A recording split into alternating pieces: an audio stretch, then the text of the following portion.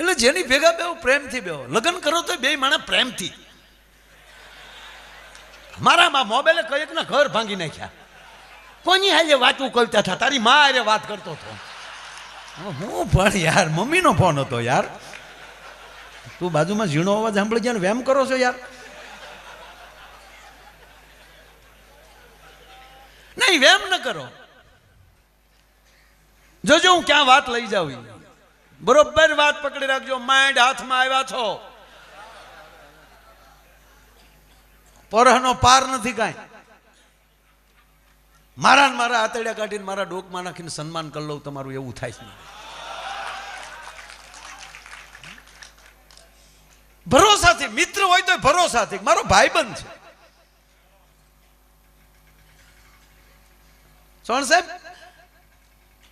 અર્જુનને ભગવાન બાજુમાં રાખે તો બરાબર, પણ અર્જુનને હેમાળે હાડ ગાળવા જવા પડે. પણ આ દેશનો એક રાજપૂત, આ દેશનો કર્ણ, એ કેવો ભાગશાળી હશે. કૃષ્ણની હથેળીમાં એનો અગ્નિ સંસ્કાર થાય. હામેની પાર્ટીમાં હોવા છતાં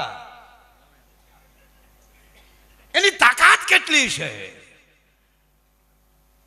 તમામ વસ્તુ હોવા છતાં ભગવાન કૃષ્ણ એમ કહે કર્ણ તું કુંતેય છો. હવે કલ્પના કરો કે જેને આખી જિંદગી મેણાના ઠાઠ લાગી ગયા હોય અને યુદ્ધ નિર્ણય થઈ ગયો હોય, પાંડવ અને કૌરવનું યુદ્ધ, મહાભારત યુદ્ધ, કુરુક્ષેત્ર જગ્યા નક્કી થઈ ગઈ હોય, અને એ વેટાણે કૃષ્ણ એમ કહેતા હોય કે પાંચેય તારા ભાઈઓ છે. કઈ પરિસ્થિતિ થઈ હશે કર્ણને? આખી વાત સાંભળ્યા પછી કર્ણ એટલું કહે કે મારા ભાઈઓને ખબર છે કે ના. તેથી કૃષ્ણને ખંભે હાથ દઈને ભારત વર્ષનો કર્ણ એટલું બોલ્યો છે, ગોપાલ, હે ગુઢાકેશ, હે મધુસૂદન, હે મુરારી પતિ, હે મધુરાધે પતિ, જે વંદન કર્યા છે ને સાહેબ, તને કર્ણની માતાના સોગંદ. ગોપાલ, આ યુદ્ધ પૂરું થાય અને મારું મૃત્યુ થાય ત્યાં સુધી જો મારા ભાઈઓને ખબર પડવા દે તો કોંતે આ તને સોગંદ આપે છે. પહેલી વાર એને કોંતે કહેવાનો અવસર મળ્યો કર્ણને કે હું કુંતાનો દીકરો, નારાયણ સૂર્ય મારો બાપ, અને આજ સુધી સમાજ મને દાસી પુત્ર, સુત પુત્ર. ગોપાલ, દ્રૌપદીના સ્વયંવરમાં આવ્યો ત્યારે મને તગડી કાઢી મૂકવામાં આવ્યો કે ક્ષત્રિયોની સભા છે, સુત પુત્રની સભા નથી. ગોપાલ, તેથી મારી માં ક્યાં હતી? પણ એ કહું કૃષ્ણ, યુદ્ધ જરૂરી છે. મને ખબર છે તારું સુદર્શન ચક્ર કોની રાહ જોઈને બેઠું છે, અને આજ વચન આપે કર્ણ તને કે હું 5 માંથી એકેને ઓછો નહીં કરું, કારણ કે મારા 5 નાના ભાઈઓ છે. પણ ગોપાલ, હવે હું પક્ષમાં લઈ ફરી જાઉં, મને એક જવાબ આપશો કૃષ્ણ કે આ દુર્યોધન પકડ્યો કેમ નથી રહેતો? તમારું માનતો કેમ નથી કે તું એનો મિત્ર છો? એટલે કે કર્ણ જેવો મારો મિત્ર છે, કોની તાકાત દુર્યોધનને હરાવી શકે? ગોવિંદ, એટલે કહો આવે ટાણે મારે એનો ભરોસો કેમ તોડાય? એ જેવો છે તેવો એ દુર્યોધન કર્ણનો મિત્ર છે, બસ બીજું કાંઈ નથી સાહેબ. આને ભાઈડા પદ કહેવાય, અને એને પછી એનું મૃત્યુ થાય, અને તેથી કૃષ્ણ રડતો હોય. હજી તો પીડ્યો છે કર્ણ.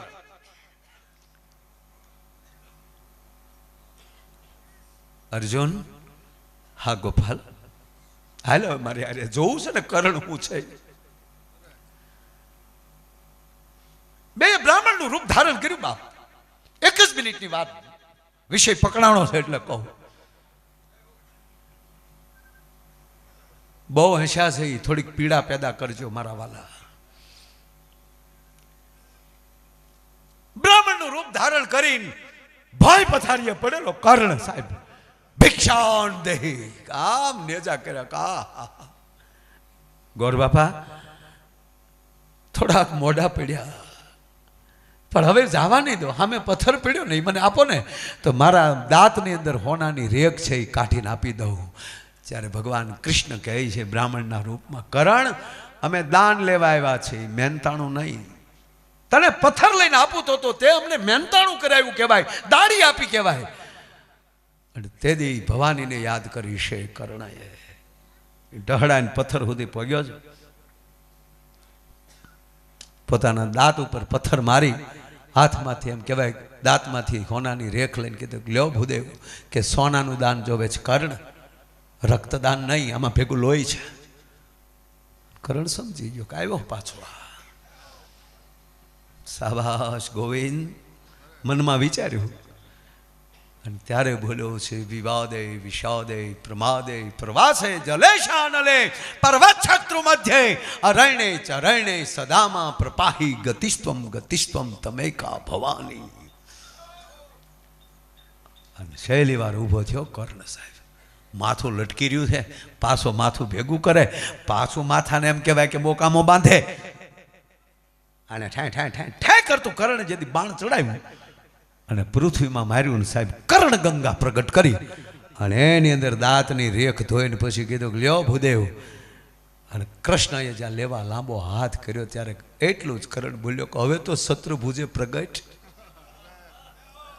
તને આ કર્ણને ખબર નથી, ધન્ય છે કર્ણ, તને માગી લે. માગું ગોપાલ એટલું કે તારા કરણને એવી જગ્યાએ અગ્નિ સંસ્કાર કરજે કે જે ધરતી ઉપર આ પાપીઓનો કોઈનો પગ ન પીડ્યો હોય, મને કુંવારી ધરતીમાં અગ્નિ સંસ્કાર કરજે. અને એ સુરતની પાસે એક ચણોઠીવા કુંવારી ધરતી અહીંયા ભગવાને ભાલો ખોડ્યો અને એની માથે હથેળી રાખીને કરણને અગ્નિ સંસ્કાર કર્યો. પણ તેદી રાત પડી ગઈ છે, યુદ્ધમાં પૂરું થયું છે. અને અડધી રાતને ટાણે રાતે પછી નીકળે કે ભાઈ આપણા જે સૈનિકો કોઈ લાગ્યું હોય, કોઈ જીવતા હોય એને મલમપટ્ટી કરવી અથવા તો એ માટે જ્યાં નીકળ્યા. અરે બાપુ ઘટના તો જુઓ સાહેબ, મનમાં કોક કહડાતું હોય, હુવાતું હોય એવો અવાજ ધર્મરાજ યુધિષ્ઠિરના કાને પડે છે. કૃષ્ણ, હા મોટા ભાઈ સાંભળો તો, આપણી માં રોતી હોય એવું લાગે. મારી માં કુંતા રોતી હોય એવું મને લાગે છે. કાંઈક મારી માં કુંતાનો કહડાટ છે. ત્યારે કૃષ્ણ કહે છે, ધર્મરાજ સાવધાન, ધર્મરાજ કુંતી રોવે છે, મારી ફૂઈ રોવે છે, એને રોઈ લેવા દે. ગોપાલ, આપણા પક્ષમાંથી કોનું એવું મૃત્યુ થયું છે કે મારી માને અત્યારે અડધી રાતને ટાણે સમરાગઢમાં રોવું પડે? ગોવિંદ, કોઈ નહીં ધર્મરાજ, કોઈ નહીં. પાંચે સલામત છો તમે. ગોપાલ સાંભળી લે, નક્કી આજ કુંતાનો એક જાયો ઓછો થયો હોય, નહીતર મારી માં કુંતાનું આવું રુદન કોઈ દી ન હોય. પણ રોઈ લેવા દે ગોપાલ. ધર્મરાજથી નથી રહેવાતું. મને મૂકી ગયો કૃષ્ણ, મને જવા ગયો. મારો અર્જુન ક્યાં છે? જાય છે તો કરણનું શબ ખોળામાં લઈને કુંતી રડે છે. ધર્મરાજ બોલે છે, એમાં મારા દુશ્મનના શબ ઉપર રડેશ તું? કુંતા કહે છે, ગોવિંદ વાસુદેવ એને સંભાળતું, એને કે આવા વેણ ન બોલે. કૃષ્ણ, તમે તો કહો કે કરણને માથું ખોળામાં લઈને મારી માં કેમ રડે છે? કે તારો મોટો ભાઈ હતો. કરણ દાસી પુત્ર નથી ધર્મરાજ, એ કુંતી છે. ગોપાલ, હા,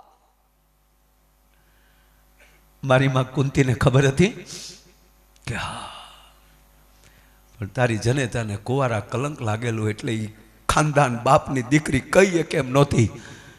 એટલે કુંતાને માફ કરજો. ગોપાલ તમને હા. એનું કારણ શું? કે એનું કારણ યુદ્ધ એ જ કલ્યાણ. આ યુદ્ધ ન થાય તો અધર્મીઓનો નાશ ન થાય. એ અધર્મ ભેગું આજ ધર્મ પીડ્યું છે. અંધારાની ભેગું એક અંજવાળું સૂર્યનો દીકરો કપાડ્યો છે. કૃષ્ણ કહે છે ગોપાલ એ તો કરી શકે, પણ જનેતા આવું કરે. આજથી ધર્મરાજ યુધિષ્ઠિર ભારત વર્ષની માતૃછાયાને શ્રાપ આપે છે કે આજ પછી એના કોઠામાં વાત નહીં રહે. એ કોકને કહી દેશે. એ ધર્મના હું તમે સંતાન છીએ, માય કાંગલી ભૂમિના હું તમે સંતાન નથી. બાપ મારો કહેવાનો એ છે.